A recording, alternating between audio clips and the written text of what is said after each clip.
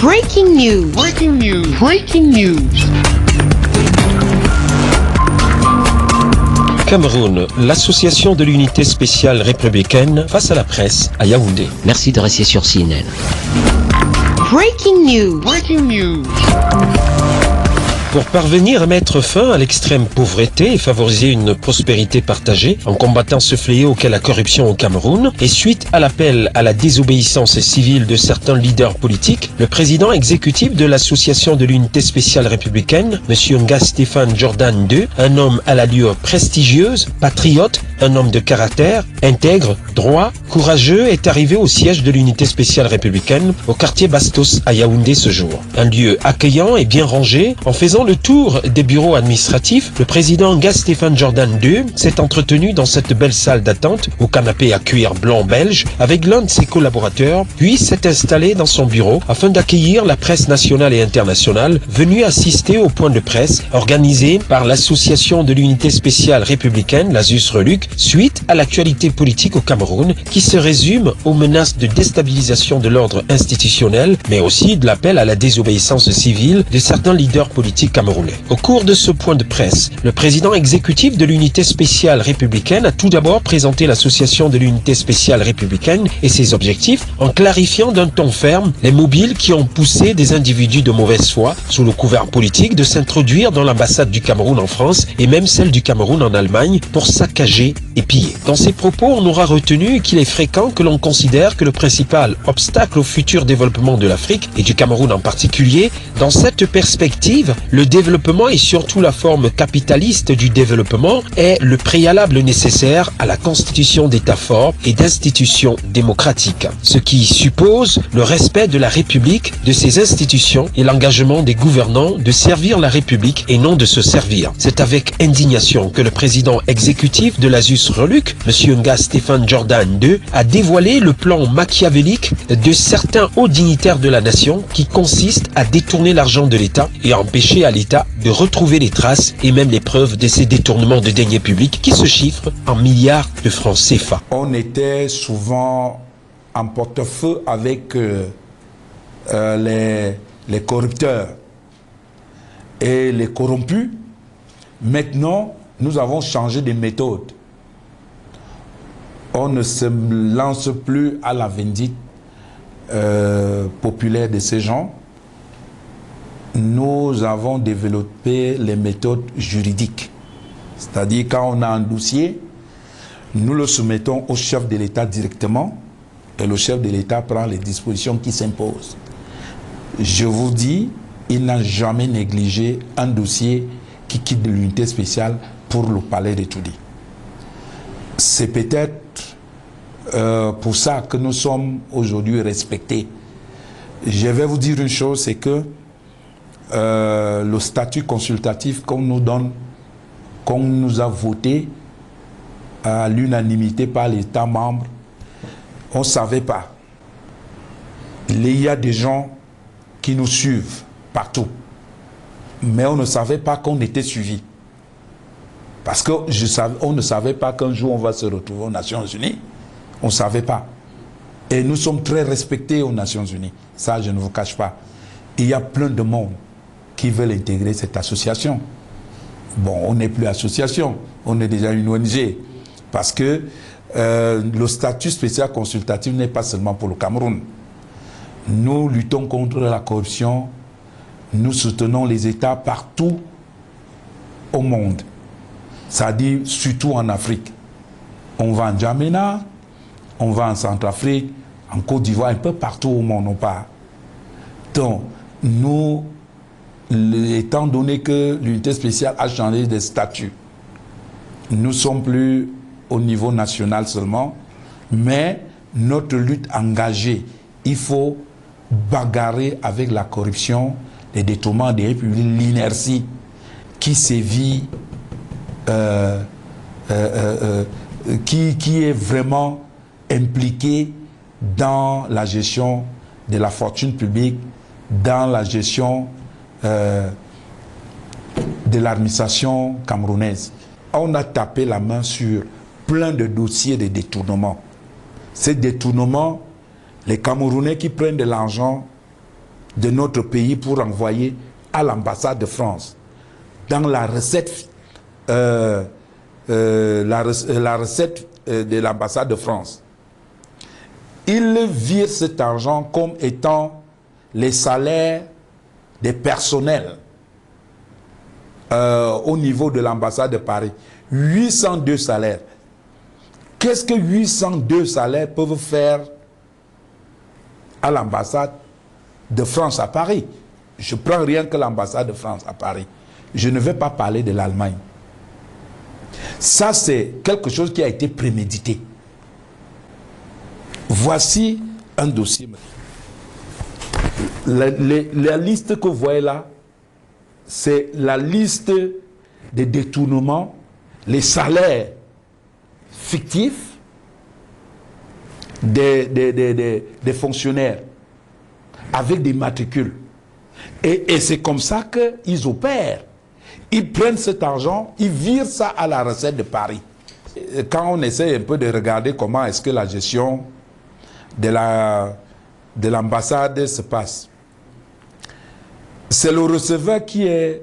Le receveur est le patron des finances de l'ambassade. Le receveur peut instaurer, il peut installer ça dit que son réseau, sans que l'ambassadeur ne soit au courant. Peut-être l'ambassadeur connaît, qui sait, mais je ne peux pas... Exactement, on ne comprend rien, parce qu'il y a un flou là. Quand même, les opérations pareilles de cette envergure ne peuvent pas se faire à l'ambassade et que l'ambassadeur ne soit pas au courant. On ne comprend pas comment est-ce que autant de milliards par an peuvent tomber à la recette financière de l'ambassade pendant des années. Et cet argent-là, ça part où? Ces fonctionnaires-là sont où? Puisque, selon l'explication de ce dossier, qu'est-ce que ça dit? Quand on vire 802 salaires là-bas, dès que l'argent est arrivé, on ramène l'effectif. C'est considéré comme si rien n'a été fait. Ça, c'est le jeu des chiffres. Voilà comment est-ce que le gars opère. Il n'y a pas que l'ambassade de Paris, monsieur Attanda. Il y a l'ambassade de Washington, où là-bas, c'est pas il y a les virements, il y a les chèques qui sont endossés par le receveur. Le receveur endosse les chèques dans son propre compte. L'argent qui doit être viré pour les dépenses de l'hébergement du président de la République. On a ça. Le message que je vais adresser au peuple camerounais est le suivant. Ils ne doivent pas se laisser embarquer dans un jeu qui ne les bénéficie pas. Je pense que tous les jeux, que ce soit politique, que ce soit les marches, on ne sait pas si ces marches-là sont vraiment politiques, c'est pour cacher, il y a l'arbre qui cache la forêt. Le citoyen ne vit pas de la politique au Cameroun. Le citoyen vit de sa débrouillardise, de son boulot.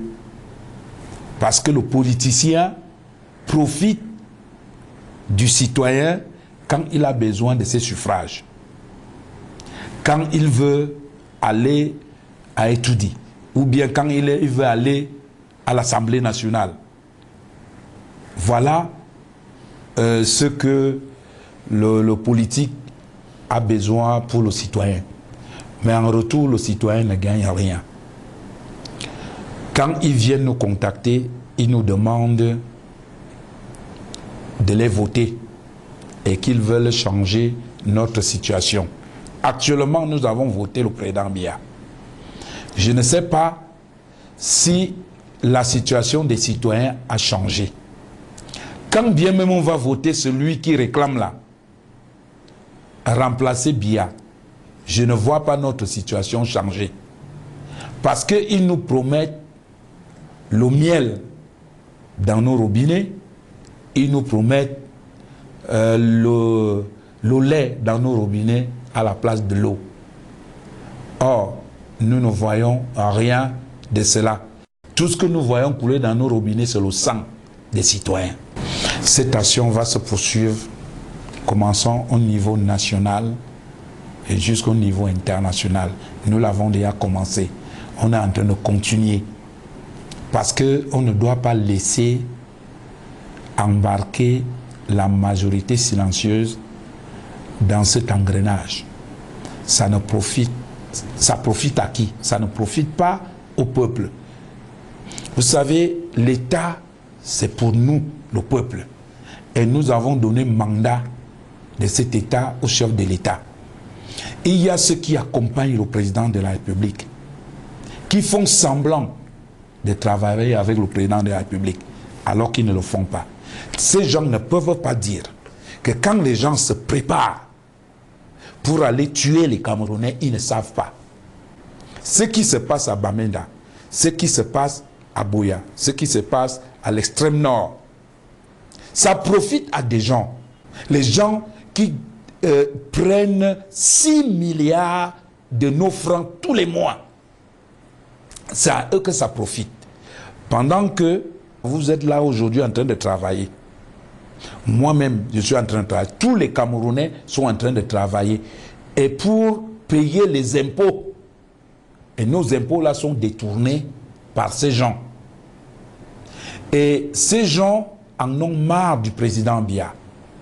C'est un complot contre l'État du Cameroun et contre le peuple. Nous ne devons pas accepter ça. Le président de la République, on lui fait cette pression. Nous allons continuer à faire cette pression. Je ne peux même pas appeler ça la pression. Le président de la République n'a même pas besoin de notre pression pour agir. Puisque lui-même il est en danger. Lui-même il est en danger. Comme le peuple est en danger. On ne peut pas, il faut juste que le peuple soit vigilant. Ces gens veulent échapper à la justice. Nous ne devons pas les laisser échapper à cette justice-là. Ils doivent payer. Ils doivent payer. Vous avez un immeuble ici en ville? Vous avez un immeuble à Douala? Ces gens qui ont les immeubles, qui ont pillé le Cameroun, c'est eux qui utilisent encore cet argent, ce même argent, pour faire chanter l'État. Qui vous a dit que dans notre pays-là, dès que tu es politicien, tu n'es pas passible, c'est-à-dire la justice ne doit pas te poursuivre. Tu peux tuer parce que tu dis que tu es politicien. Tu peux détruire l'État parce que tu es politicien. Nous ne devons pas laisser ça se passer dans ce Cameroun. Nous devons barrer ça. Sinon, nous allons pleurer plus qu'on ne pleure aujourd'hui. Vous vous rendez compte? Nous avons nos petits-enfants. Quel est le Cameroun qu'on va les laisser si on continue à croiser les bras et applaudir ces gens-là? Dites-moi, le président a gagné les élections. Et il y a les membres du gouvernement qui sont là. Tu appelles celui-là au téléphone, il ne peut même pas te prendre au téléphone. Pour lui dire que comme vous voyez là, telle chose va se faire. Quand tu appelles, même c'est toi qui es menacé. Que laissez les gens tranquilles. Vous racontez quoi? Mais quand ça arrive, ils commencent à courir aux médias pour dire que machin, non. Qui nous laisse cette mascarade? Le président doit comprendre qu'il doit décider tout seul. Les gens qui ne travaillent pas, il les fout à la porte. Ceux qui détournent, on les fout en prison. La loi est faite pour ça. On ne doit pas, il n'y a pas d'état d'âme quand il s'agit de défendre l'État. Ce que je veux dire, je voudrais que tous les Camerounais qui savent lire et écrire leur nom sachent que la liberté se trouve dans sa maison. la liberté ne se retrouve pas, sa liberté ne se retrouve pas dans la rue. Dès lors qu'il est en route, la route appartient à tous les Camerounais. Et que la route là, qu'il a empruntée là, il y a la loi qui est à côté, qui le guette. Il gifle quelqu'un, c'est la loi qui va le prendre. Il détruit le bien de quelqu'un, la loi va le prendre. Marcher, c'est bien beau de réclamer quoi que ce soit, si ça profite à tout le monde. Mais quand ça ne profite pas à tout le monde, il ne faut pas embarquer les gens dans une lutte qui est perdante d'avance.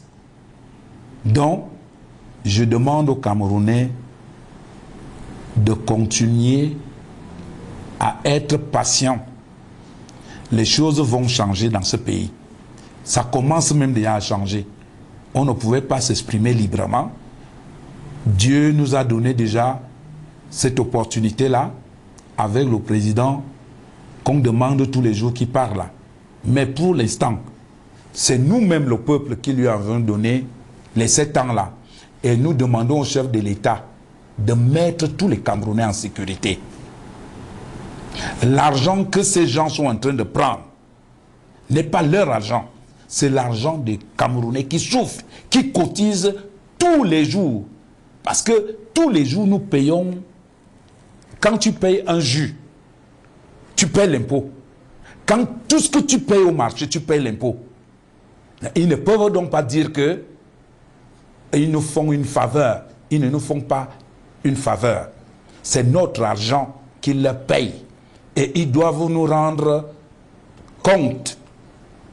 C'est de ça qu'il est question. Il ne fait aucun doute que l'argent peut remédier à certaines insuffisances qui piègent des millions d'individus, en particulier les populations rurales, dans la pauvreté et qui représentent une masse importante de suffrages pour les politiques, comme l'a souligné le président exécutif de l'Asus Reluc. Une population qui a besoin d'infrastructures, mais aussi des systèmes d'électrification, d'eau, d'éducation, de santé, de salaires décents et d'un accès au financement. Il serait injuste qu'une minorité d'individus mette en place des stratégies inhumaines pour s'accaparer de l'argent de l'État pour des fins personnelles. L'association Unité Spéciale Républicaine s'est donc donné cette mission de soutenir l'État contre les maux qui minent son développement socio-économique et l'appui pour l'assistance des personnes en danger sur le plan national, afin que l'encadrement, la bonne gouvernance, l'engagement en faveur de l'État de droit et un environnement susceptible d'attirer les investissements s'installent dans le pays. La responsabilité sociale de verser des salaires équitables, de créer des emplois décents et de payer des impôts pour le développement de la nation soit en fait la priorité de l'État. Le point de presse tenu au siège de l'association de l'Unité Spéciale Républicaine au quartier Bastos à Yaoundé et présidé par le président de l'Asus Reluc constitue une étape sur la voie que les membres du bureau exécutif de cette association ont tracée vers la mise en place d'un nouveau système qui mettra fin au détournement de deniers publics de certains hauts dignitaires de l'État. Merci d'être sur CNN, la télévision autrement. Les programmes se poursuivent.